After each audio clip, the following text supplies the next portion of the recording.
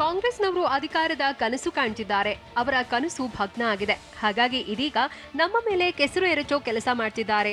Bitcoin ನಾನಂತೂ ನೋಡಿಲ್ಲ. ಇದು ಕಾಂಗ್ರೆಸ್ ಕಾಲದಲ್ಲಿ ನಡೆದ ಅವ್ಯವಹಾರ. 2016ರಲ್ಲಿ ಬಿಟ್ಕಾಯಿನ್ ಕೇಸ್ ನಡೆದಿದೆ ಅಂತ ಸುರ್ಜೇವಾಲಾ ಹೇಳ್ತಿದ್ದಾರೆ. ಆಗ ಅಧಿಕಾರದಲ್ಲಿ ಯಾರಿದ್ರು ಅಂತ ಸಿಎಂ ಬೊಮ್ಮಾಯಿ ಪ್ರಶ್ನೆ ಮಾಡಿದ್ದಾರೆ. ಬರೋಬ್ಬರಿ ತನಿಖೆ ಮಾಡಿದ್ರೆ ಎಲ್ಲ ಅವತ್ತೇ ಬಹಿರಂಗ ಆಗ್ತಿತ್ತು. ಅವತ್ತು ನೀವು ಯಾರನ್ನ ಬಿಟ್ಟಿದ್ರೋ ನಾವು ಅವರನ್ನ ಅರೆಸ್ಟ್ ಮಾಡಿದ್ದೇವೆ ಅಂತ ಸಿಎಂ ಕಾಂಗ್ರೆಸ್ ವಿರುದ್ಧ ಕೆಂಡಕಾರಿದ್ದಾರೆ.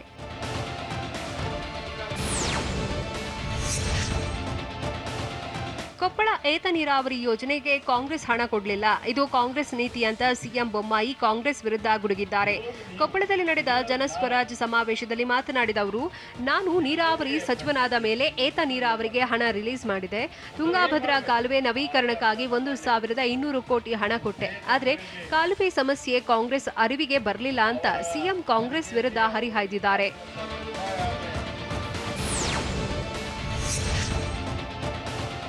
ಕೊಪ್ಪಳಕ್ಕೆ ಒಬ್ಬ ಮಹಾನ್ ಲೀಡರ್ ಅನ್ಯಾಯ ಮಾಡಿದ್ದಾನೆ ಅಂತ ಸಿಎಂ ಬಸವರಾಜ ಬೊಮ್ಮಾಯಿ ಆರೋಪ ಮಾಡಿದ್ದಾರೆ. ಕಾಂಗ್ರೆಸ್ ಸರ್ಕಾರ ಬಂದ ಮೇಲೆ ನಮ್ಮ ಯೋಜನೆಗೆ ಶನಿ ಹಿಡಿತು. ಕಾಂಗ್ರೆಸ್ ನಡಿಗೆ ಕೃಷ್ಣೆ ಕಡೆಗೆ ಅಂತ ಕಾಂಗ್ರೆಸ್ನವರು ನಡಿಗೆ ಆರಂಭಿಸಿದ್ರು. ಕೃಷ್ಣೆ ಮೇಲೆ ಆಣೆ ಮಾಡಿದ್ರು. ಆದರೆ ಕೃಷ್ಣೆ ಯೋಜನೆ ಪೂರೈಸದಿದ್ದಕ್ಕೆ ಅವರ ಅಧಿಕಾರ ಹೋಯಿತು. ಶಿಂಗಟಾಲೂರ ಏತ ನೀರಾವರಿ ಯೋಜನೆಯಲ್ಲಿ ಕಾಂಗ್ರೆಸ್ನವರು ಕೊಪ್ಪಳ ಮರೆತರು. ಜನಪರ ಕೆಲಸ ಮಾಡಲು ಸರ್ಕಾರಕ್ಕೆ ಬದ್ಧತೆ ಇರಬೇಕು ಅಂತ ಸಿಎಂ ಬೊಮ್ಮಾಯಿ ವಾಗ್ದಾಳಿ ನಡೆಸಿದ್ದಾರೆ.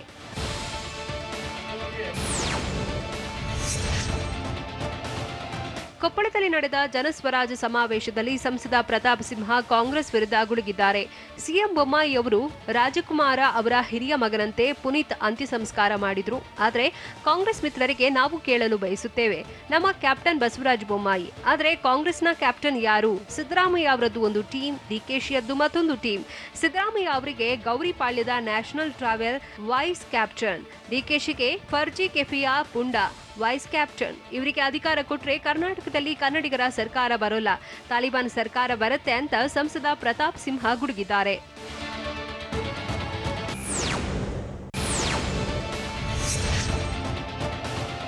ರಾಜ್ಯ ಬಿಜೆಪಿ ಘಟಕ ಟ್ವೀಟ್ ಮಾಡಿ ಕಾಂಗ್ರೆಸ್ ವಿರುದ್ಧ ಕೆಂಡಕಾರಿದೆ.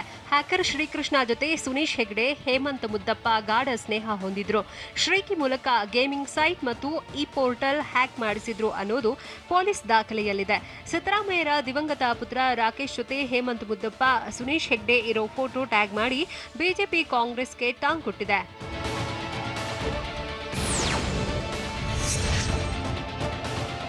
ಗಣಿ ಸಚಿವ ಹಾಲಪ್ಪ ಆಚಾರ್ ಬಿಟ್ಕಾಯಿನ್ ಪ್ರಕರಣದ ವಿಚಾರಕ್ಕೆ ಸಂಬಂಧಪಟ್ಟಂತೆ ಮಾತನಾಡಿದ್ದಾರೆ.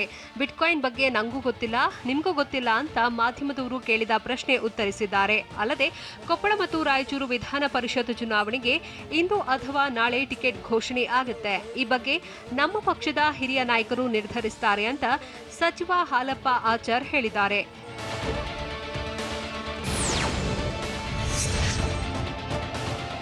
ಬಿಟ್ಕಾಯಿನ್ ಕೇಸ್ನ ಅಂತ್ಯಕ್ಕೆ ತನಿಖೆಯೊಂದೇ ಪರಿಹಾರ ಅಂತ ಕೆಪಿಸಿಸಿ ಕಾರ್ಯಾಧ್ಯಕ್ಷ ಸತೀಶ್ ಜಾರಕಿಹೊಳಿ ಹೇಳಿದ್ದಾರೆ. ಕೊಪ್ಪಳ ಜಿಲ್ಲೆ ಯಲಬುರ್ಗದಲ್ಲಿ ಮಾತನಾಡಿದ ಅವರು, ಇದುವರೆಗೂ ಬಿಟ್ಕಾಯಿನ್ ಬಗ್ಗೆ ಯಾಕೆ ತನಿಖೆ ಆಗ್ತಿಲ್ಲ ಅಂತ ಪ್ರಶ್ನಿಸಿದ್ದಾರೆ. ತನಿಖೆ ಆಗೋವರೆಗೂ ಆರೋಪಗಳು ಸಹಜ ಅಂತ ಸತೀಶ್ ಜಾರಕಿಹೊಳಿ ತಮ್ಮ ಅಭಿಪ್ರಾಯ ವ್ಯಕ್ತಪಡಿಸಿದ್ದಾರೆ.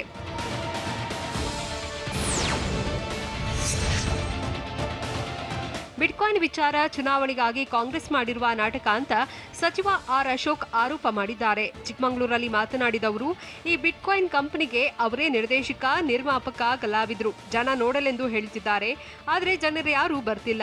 ಬಿಟ್ಕಾಯಿನ್ ಕೇಸ್ಗೆ ಸಂಬಂಧಪಟ್ಟಂತೆ ಹೆಸರೇಳಲು ಆಗಲ್ಲ ಅಂದ್ರೆ ಅದ್ಯಾವ ಸೀಮೆ ಸಿಎಲ್ಪಿ ನಾಯಕ ಅಂತ ಸಿದ್ದರಾಮಯ್ಯ ವಿರುದ್ಧ ಸಚಿವ ಆರ್ ಅಶೋಕ್ ಹರಿಹಾಯ್ದಿದ್ದಾರೆ.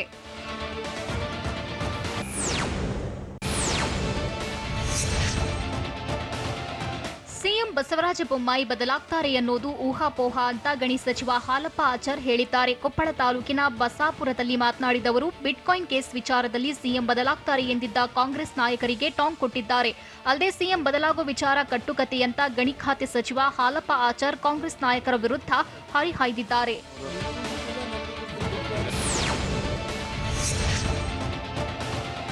ಕಾಂಗ್ರೆಸ್ನಲ್ಲಿ ಎಂಎಲ್ಸಿ ಟಿಕೆಟ್ ಪಡೆಯಲು 15 ಕೋಟಿ ಬೇಕು ಅಂತ ಮೈಸೂರಲ್ಲಿ ಬಿಜೆಪಿ ಎಂಎಲ್ಸಿ ಎಚ್ ವಿಶ್ವನಾಥ್ ಹೊಸ ಬಾಂಬ್ ಸಿಡಿಸಿದ್ದಾರೆ. 1 ಲಕ್ಷ ರೂಪಾಯಿ ನಾನ್ ರಿಟರ್ನೇಬಲ್ ಫಂಡ್ ಕೊಡಬೇಕು, 15 ಕೋಟಿ ಬ್ಯಾಂಕ್ ಬ್ಯಾಲೆನ್ಸ್ ಇದ್ರೆ ಕಾಂಗ್ರೆಸ್ ಟಿಕೆಟ್ ಅಂತ ಡಿಕೆ ಶಿವಕುಮಾರ್ ಹೇಳಿದ್ದಾರೆ.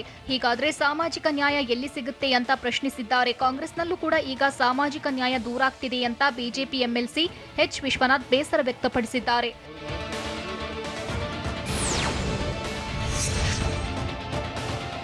ಕಾಂಗ್ರೆಸ್ ಸರ್ಕಾರ ಬಂದ್ರೆ ಸಿದ್ದರಾಮಯ್ಯ, ಡಿಕೆ ಶಿವಕುಮಾರ್ ಅವರಿಬ್ಬರೇ ಸಿಎಂ ಅಭ್ಯರ್ಥಿಗಳಲ್ಲ ಅಂತ ಸತೀಶ್ ಜಾರಕಿಹೊಳಿ ಹೇಳಿದ್ದಾರೆ. ಇನ್ನು ಅನೇಕ ಜನ ಆಕಾಂಕ್ಷಿಗಳಿದ್ದಾರೆ, ನಮ್ಮೆಲ್ಲ ಶಾಸಕರು ಸೇರಿ ಸಿಎಂ ಆಯ್ಕೆ ಮಾಡ್ತಾರೆ ಅಂತ ಕೊಪ್ಪಳ ಜಿಲ್ಲೆ ಯಲಬುರ್ಗದಲ್ಲಿ ಹೇಳಿದ್ದಾರೆ. ಅಲ್ಲದೆ ಸಂಸದ ಪ್ರತಾಪ್ ಸಿಂಹಗೆ ಸತೀಶ್ ಜಾರಕಿಹೊಳಿ ಟಾಂಗ್ ಕೊಟ್ಟಿದ್ದು, ನಾವು ಕೆಲಸ ಮಾಡೋರು ಪ್ರತಾಪ್ ಸಿಂಹ ತರ ಬರೀ ಫೇಸ್ಬುಕ್ ವಾಟ್ಸ್ಆಪ್ ಮುಂದೆ ಕೂರಲ್ಲ ಅಂತ ಜಾರಕಿಹೊಳಿ ಹೇಳಿದ್ದಾರೆ.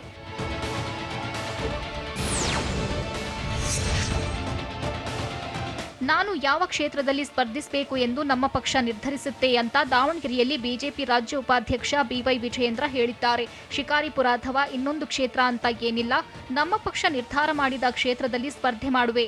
ರಾಜ್ಯ ಬಿಜೆಪಿ ಉಪಾಧ್ಯಕ್ಷನಾಗಿರೋದ್ರಿಂದ ರಾಜ್ಯದಲ್ಲಿ ಸುತ್ತಾಡುವೆ, ಪಕ್ಷ ಹೇಳಿದ ಕೆಲಸ ನಿರ್ವಹಿಸುವೆ ಅಂತಾನೂ ಬಿವೈ ವಿಜಯೇಂದ್ರ ಹೇಳಿದ್ದಾರೆ.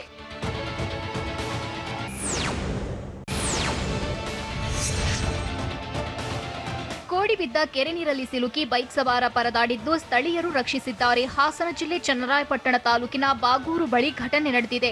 ಸತತ ಮಳೆಯಿಂದ ಬಾಗೂರಿನ ದೊಡ್ಡ ಕೆರೆ ತುಂಬಿ ರಸ್ತೆ ಮೇಲೆ ಕೋಡಿ ನೀರು ಹರಿಯುತ್ತಿದೆ. ಈ ವೇಳೆ ರಸ್ತೆ ದಾಟಲು ಮುಂದಾದ ಬೈಕ್ ಸವಾರ ನೀರಿನಲ್ಲಿ ಸಿಲುಕಿದ್ದ. ತಕ್ಷಣ ನೆರವಿಗೆ ಧಾವಿಸಿದ ಸ್ಥಳೀಯರು ರಕ್ಷಣೆ ಮಾಡಿದ್ದಾರೆ.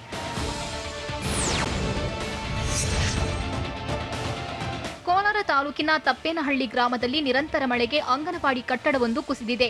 ಮಕ್ಕಳನ್ನ ಮನೆಗೆ ಕಳುಹಿಸಿದ 12 ಗಂಟೆ ಬಳಿಕ ಕಟ್ಟಡ ಬಿದ್ದಿದ್ದು ಭಾರೀ ಅನಾಹುತವೊಂದು ತಪ್ಪಿದೆ. ಅಂಗನವಾಡಿ ಕಟ್ಟಡ ಬೀಳ್ತಿದ್ದಂತೆ ಪಕ್ಕದ ಕಟ್ಟಡದಲ್ಲಿದ್ದ 7ನೇ ತರಗತಿ ಮಕ್ಕಳು ಹೊರಗೆ ಓಡಿ ಬಂದಿದ್ದಾರೆ. ಸ್ಥಳಕ್ಕೆ ಗ್ರಾಮಸ್ಥರು ಭೇಟಿ ನೀಡಿ ಪರಿಶೀಲನೆ ನಡೆಸಿದ್ದಾರೆ. ತುಮಕೂರಿನಲ್ಲಿ ಕೆರೆಕೋಡಿ ನೀರಿನಲ್ಲಿ ಕೊಚ್ಚಿ ಹೋಗ್ತಿದ್ದ 3ರನ್ನ ರಕ್ಷಣೆ ಮಾಡಲಾಗಿದೆ. ಕೊರಟಗೆರೆ ತಾಲೂಕಿನ ತುಂಬಾಡಿ ಹೊಸಕೆರೆ ನೋಡಲು ಪಕ್ಕದ ಸೀಗೆಹಳ್ಳಿಯಿಂದ ಬಾಲಕಿಯರು ಬಂದಿದ್ರು. ಈ ವೇಳೆ ತುಂಬಾಡಿ ಸೇತುವೆ ದಾಟುವ ವೇಳೆ ನೀರಿನಲ್ಲಿ ಬಿದ್ದಿದ್ರು. ಬಾಲಕಿಯರನ್ನ ರಕ್ಷಿಸಲು ಹೋಗಿದ್ದ ಬಾಲಕನು ಬಿದ್ದಿದ್ದ.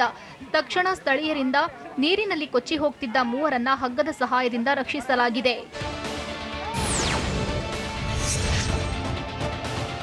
ಭಾರಿ ಮಳೆಗೆ ಹಳ್ಳದ ನೀರಿನಲ್ಲಿ ಟಾಟಾ ಏಸ್ ಕೊಚ್ಚಿಕೊಂಡು ಹೋಗಿದೆ. ಹಾವೇರಿ ಜಿಲ್ಲೆ ರಾಣೆಬೆನ್ನೂರು ತಾಲೂಕಿನ ಎತ್ತಿನಹಳ್ಳಿ ಗ್ರಾಮದ ಬಳಿ ಘಟನೆ ನಡೆದಿದೆ. ಚಿಕ್ಕ ಹರಳಹಳ್ಳಿ ಗ್ರಾಮದ ಗುಡ್ಡಪ್ಪ ಎಂಬುವರಿಗೆ ಸೇರಿದ ಟಾಟಾ ಏಸ್ ಹಳ್ಳದ ಬಳಿ ನಿಲ್ಲಿಸಿದ್ದ ವೇಳೆ ಕೊಚ್ಚಿಕೊಂಡು ಹೋಗಿದೆ. ಬಳಿಕ ಹಳ್ಳದ ನೀರಿನಲ್ಲಿ ಈಜಿಕೊಂಡು ಹೋಗಿ ವಾಹನಕ್ಕೆ ಹಗ್ಗ ಕಟ್ಟಿ ಟ್ರ್ಯಾಕ್ಟರ್ ಮೂಲಕ ಟಾಟಾ ಏಸ್ ವಾಹನವನ್ನ ಸ್ಥಳೀಯರು ಮೇಲೆತ್ತಿದ್ದಾರೆ.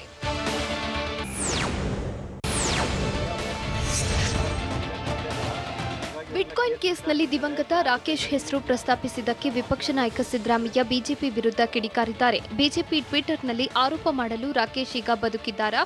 ಬಿಜೆಪಿಯವರಿಗೆ ಮಾನವೂ ಇಲ್ಲ, ಮರ್ಯಾದೆಯೂ ಇಲ್ಲ. ಬದುಕಿಲ್ಲದವರ ಬಗ್ಗೆ ಮಾತನಾಡಿ ಏನು ಪ್ರಯೋಜನ ಅಂತ ಬೆಂಗಳೂರಿನಲ್ಲಿ ಸಿದ್ದರಾಮಯ್ಯ ಹೇಳಿದ್ದಾರೆ.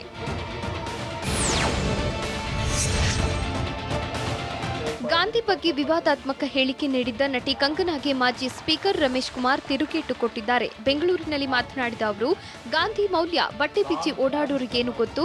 ಹೊಟ್ಟೆಪಾಡಿಗಾಗಿ ಬಟ್ಟೆ ಬಿಚ್ಚಿ ತಿರುಗುವವರು ಅವರು. ಅಂಥವರ ಬಗ್ಗೆ ಇಲ್ಲಿ ಮಾತನಾಡಿದ್ರೆ ಅವರು ದೊಡ್ಡವರಾಗ್ತಾರೆ ಅಂತ ನಟಿ ಕಂಗನಾ ವಿರುದ್ಧ ಮಾಜಿ ಸ್ಪೀಕರ್ ರಮೇಶ್ ಕುಮಾರ್ ಕಿಡಿಕಾರಿದ್ದಾರೆ.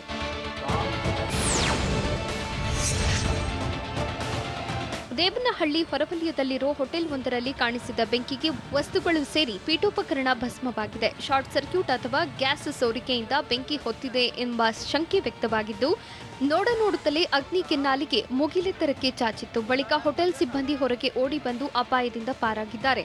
ಬೆಳಗ್ಗೆ ಗ್ರಾಹಕರಿಲ್ಲದ ಕಾರಣ ಭಾರೀ ಅನಾಹುತವೊಂದು ತಪ್ಪಿದಂತಾಗಿದೆ. ಸ್ಥಳಕ್ಕೆ ಬಂದ ಅಗ್ನಿಶಾಮಕ ಸಿಬ್ಬಂದಿ ಬೆಂಕಿ ನಂದಿಸಿದ್ದಾರೆ. ಬೆಂಗಳೂರಿನಲ್ಲಿ ಬಿಟ್ಟು ಬಿಡದೆ ಮಳೆ ಸುರಿಯುತ್ತಿದ್ದು, ವೈಟ್ಫೀಲ್ಡ್ನ ರೈಲ್ವೆ ಸ್ಟೇಷನ್ ಸಮೀಪ ಕಟ್ಟಡವೊಂದು ಕುಸಿದಿದೆ. ಬಿದ್ದ ಕಟ್ಟಡದ ಅವಶೇಷಗಳಡಿ ಸಿಲುಕಿದ್ದ ವ್ಯಕ್ತಿಯೊಬ್ಬನನ್ನ ರಕ್ಷಿಸಲಾಗಿದೆ. ಧರಾಶಾಯಿಯಾದ ಕಟ್ಟಡದ ಮೇಲ್ಚಾವಣಿಯಲ್ಲಿ ಜಗನ್ನಾಥ್ ಎಂಬಾತ ಸಿಲುಕಿದ್ದ. ಸ್ಥಳೀಯರ ಮಾಹಿತಿಯಂತೆ ಸ್ಥಳಕ್ಕೆ ಬಂದ ಅಗ್ನಿಶಾಮಕ ಸಿಬ್ಬಂದಿ ತ್ವರಿತವಾಗಿ ಕಾರ್ಯಾಚರಣೆ ನಡೆಸಿ ವ್ಯಕ್ತಿಯನ್ನ ರಕ್ಷಿಸಿದ್ದಾರೆ.